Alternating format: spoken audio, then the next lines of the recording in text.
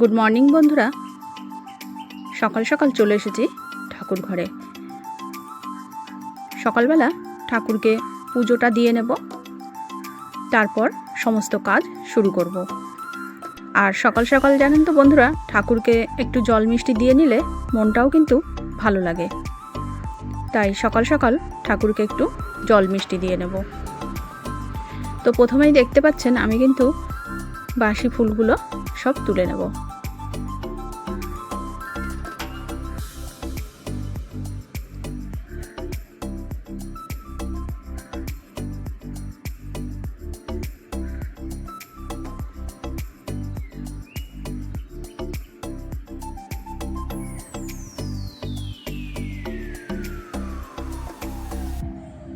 ফুলগুলো কিন্তু আমার সব তুলে নেওয়া হয়ে গেছে।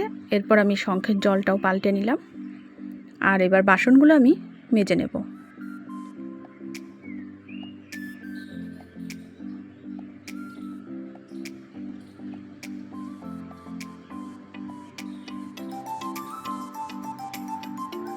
বাসনগুলো মেজে নেওয়া হয়ে গেছে। এবার আমি ঠাকুরকে একটু চানটা করিয়ে নেব।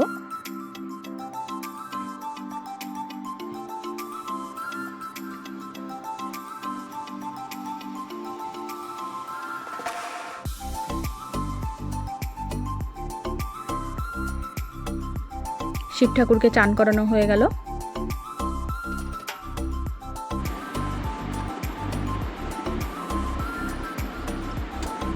তো বন্ধুরা, দেখতেই পেলেন আমি কিন্তু শিব ঠাকুরকে চান করিয়ে নিয়েছি। আর শিব ঠাকুরের জায়গায় বসিয়ে দিলাম। তারপর ঠাকুরের থালা গ্লাসগুলো ঠাকুরের সামনে দিয়ে দিচ্ছি।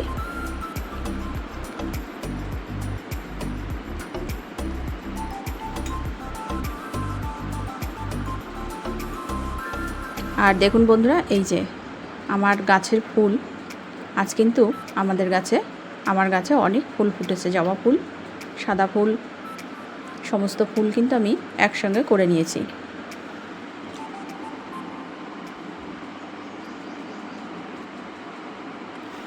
আর দেখতেই পাচ্ছেন আমি কিন্তু থালা গ্লাসে তুলসী পাতা দিয়ে দিচ্ছি।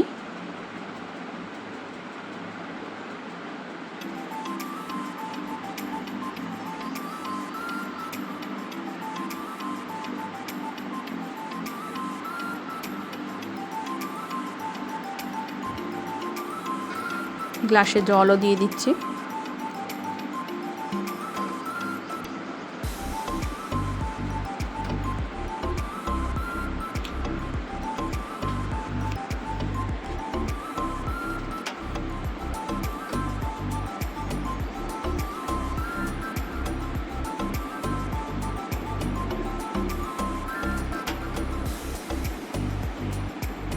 সুন্দর করে ফুল দিয়ে ঠাকুরদেরকে সাজিয়ে নিয়েছি। আর বন্ধুরা, শিব ঠাকুরের মাথায় বেলপাতা দিতে ভুলে গেছিলাম, তাই বেলপাতাটা এখন আবার দিয়ে দিলাম।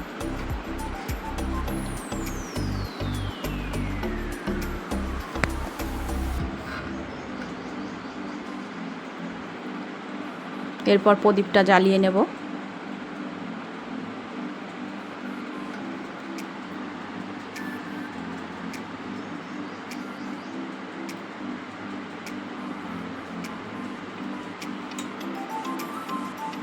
আর বন্ধুরা, দেখতেই পাচ্ছেন মা লক্ষ্মীকে কিন্তু আমি ঘাগরা পরিয়ে দিয়েছি। বন্ধুরা, গতকাল ছিল কিন্তু বৃহস্পতিবার, মাকে ঘাগরা পরিয়ে দিয়েছিলাম। তো দেখুন ঘাগরাটা কেমন হয়েছে, আপনারা অবশ্যই কমেন্টে জানাবেন।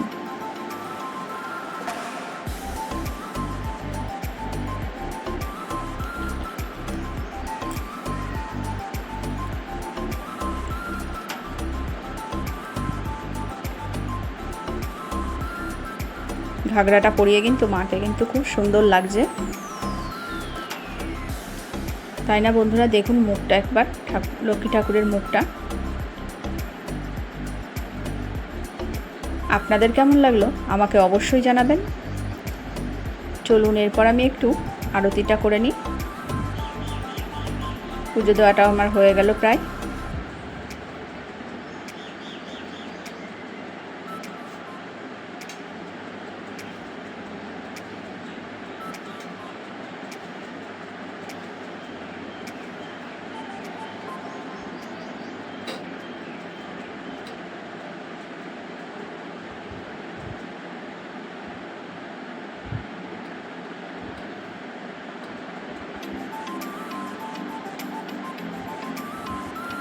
দেখতেই পাচ্ছেন বন্ধুরা, আমার কিন্তু পুজোটা কমপ্লিট হয়ে গেল। আর দেখুন আমি কত সুন্দর করে ঠাকুরের সিংহাসনটাকে সাজিয়ে নিয়েছি। আপনাদের কেমন লাগলো আমাকে জানাবেন। কথা বলতে বলতে কিন্তু আমার পুজো দেওয়া হয়ে গেল। তো চলুন এরপর আমি রান্না করতে যাব। চলে এসেছি রান্নাঘরে। আর দেখুন, কাজের সুবিধার্থের জন্য আমি কিন্তু এরকম বক্সের মধ্যে সবজিগুলোকে কেটে গুছিয়ে রেখে দিই, যাতে পরের দিন রান্না করতে তাড়াতাড়ি হয়ে যায়। কারণ এগুলো একটু বের করে রাখলেই ফ্রিজে থাকে, তাই একটু বের করে রাখতে হয়, নাহলে ঠান্ডা থাকে। সেই জন্য একটু বের করে রেখে দিয়েছি। আর তারপর দেখুন কাজকর্ম সব সেরে তাড়াতাড়ি করে চলে এসেছি রান্নাঘরে। এরপর আমি রান্নাটা সেরে নেব। আর তরকারিটা যদি এরকম কেটে গুছিয়েই রাখা যায়, তাহলে কিন্তু পরের দিন বাসির কাজ সমস্ত কাজ সেরে তাড়াতাড়ি কিন্তু রান্নাটাও সেরে নেওয়া যায়। তাই আমি এরকম বক্সের মধ্যে সবজিটা কেটে রেখে দিয়েছিলাম। আর রান্না করব বলে কিছুক্ষণ আগে বের করে রেখে দিয়েছিলাম। এবার আমি সবজিগুলোকে ধুয়ে নেব। দেখতেই পেলেন সবজির মধ্যে আমি নিয়ে নিয়েছি ঝিঙে আর আলু। কড়াইতে তেল দিয়ে তেলটাকে ভালো করে গরম করে নিয়েছি। তারপর দিয়ে দিয়েছি পাঁচফোড়ন। তারপর পাঁচফোড়নের সঙ্গে আলুগুলোকে ভালো করে ভেজে নেব। সঙ্গে দিয়ে দিলাম ঝিঙে। আলু আর ঝিঙে ভালো করে আমি এখন ভেজে নেব।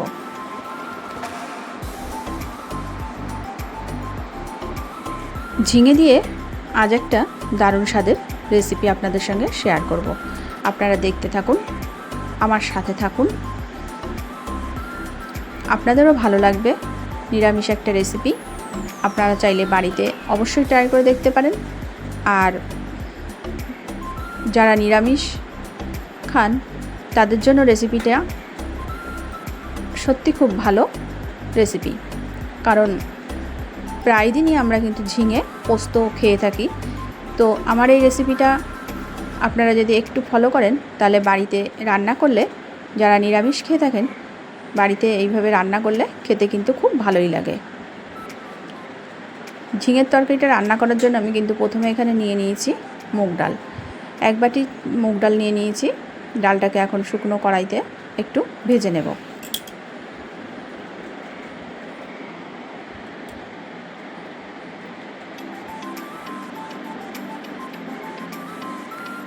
হালকা একটু ভাজা ভাজা করে নেব।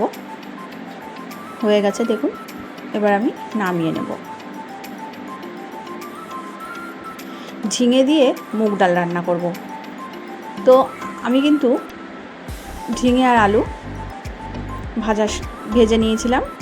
তারপর ঢেকে দিয়েছি, জল দিইনি কিন্তু। দেখুন জল বেরিয়েছে। আর দেখতেই পেলেন অন্যদিকে আমি কড়াইতে কিন্তু মুগ ডাল ভেজে নিয়েছিলাম। তো ঝিঙেটা আর আলুটা যখন প্রায় অর্ধেক মতন আমার সেদ্ধ হয়ে গেছে, তখন কিন্তু মুগ ডালটা আমি এখন দিয়ে দিলাম। ঝিঙে আর আলুটা প্রায় অর্ধেক সেদ্ধ হয়ে গেছে, তখন আমি মুগ ডালটা দিয়ে দিলাম। কারণ আগে থেকে যদি আমি মুগ ডালটা দিতাম, মুগ ডালটা কিন্তু গলে যেত। তাই মুগ ডালটাকে আমি বেশি গলাবো না। ঝিঙের সাথেই একটু মাখো মাখো করে রান্না করব, সেই জন্য আমি বেশি গলাইনি। আর প্রথমের দিকে মুগ ডালটাও দিইনি। ঝিঙেটা একটু সেদ্ধ হয়ে যাওয়ার পরেই কিন্তু আমি মুগ ডালটা ব্যবহার করেছি।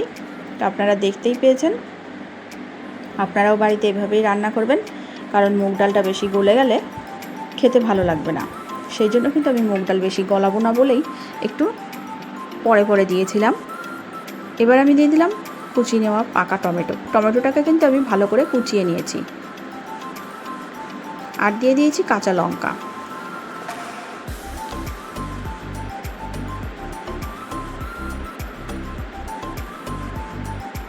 এরপর ভালো করে নেড়ে আবারও একটু ঢাকা দিয়ে রাখবো।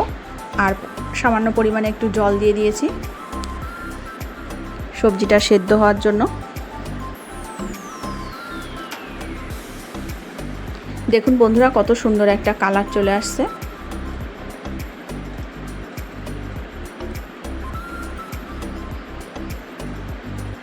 তরকারিটা কিন্তু আমি মাখো মাখো করে নামাবো। দেখুন মুগ ডালটাও কিন্তু আমার সেদ্ধ হয়ে গেছে। একটু শক্ত শক্ত অবস্থাতেই তরকারিটাকে নামিয়ে নিতে হবে, বেশি সেদ্ধ করার কোনো প্রয়োজন নেই। আর কড়াইটা ভালো করে গরম করে নিয়েছি। তারপর দিয়ে দিলাম সর্ষের তেল। তেলের মধ্যে ফোড়নের জন্য দিয়ে দিলাম শুকনো লঙ্কা,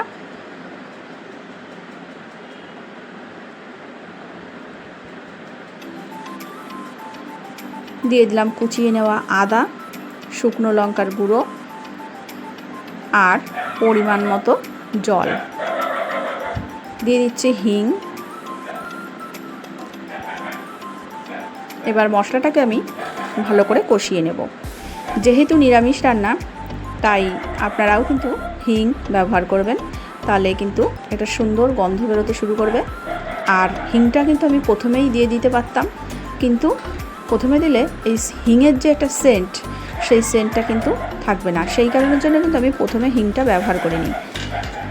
আর ফোড়নটাও আমি একটু পরেই দিলাম, কারণ খেতেও কিন্তু সুন্দর লাগবে। নিরামিষ রেসিপি যেহেতু, তাই আপনারাও বাড়িতে আমার মতো এভাবে খেয়ে দেখবেন। সত্যি খুব সুন্দর হয়েছে রান্নাটা। এটা ভাত বলো, রুটি বলো বা পরোটার সাথে আপনারা যে কোনো কিছুর সাথেই খেতে পারবেন। এরপর আমি নামিয়ে নেব। তো তার আগেই প্রথমে দিয়ে দিলাম ঘি, আর দিয়ে দিচ্ছি গরম মশলা। ঘি আর গরম মশলা দিয়ে আমি এখন বন্ধ করে রাখবো আর সবজিটাকে ঢেকে রাখবো। তো আমার আজকের রেসিপিটা আপনাদের কেমন লাগলো আমাকে অবশ্যই জানাবেন। দেখুন, এই যে বাটিতে আমি সার্ভ করে নিয়েছি। সাথে নিয়েছি পেঁয়াজ রসুন ডাল আর মুগ ডাল দিয়ে ঝিঙে দিয়ে একটা রেসিপি। সাথে আছে মাছ ভাজা, কুমড়ো আলু ভাজা আর কাঁকরোল ভাজা, লেবু, সাদা ভাত। আর আমার থালিটি আজকে কেমন লাগলো আপনারা অবশ্যই আমাকে জানাবেন। ভালো লাগলে লাইক, কমেন্ট, শেয়ার করবেন।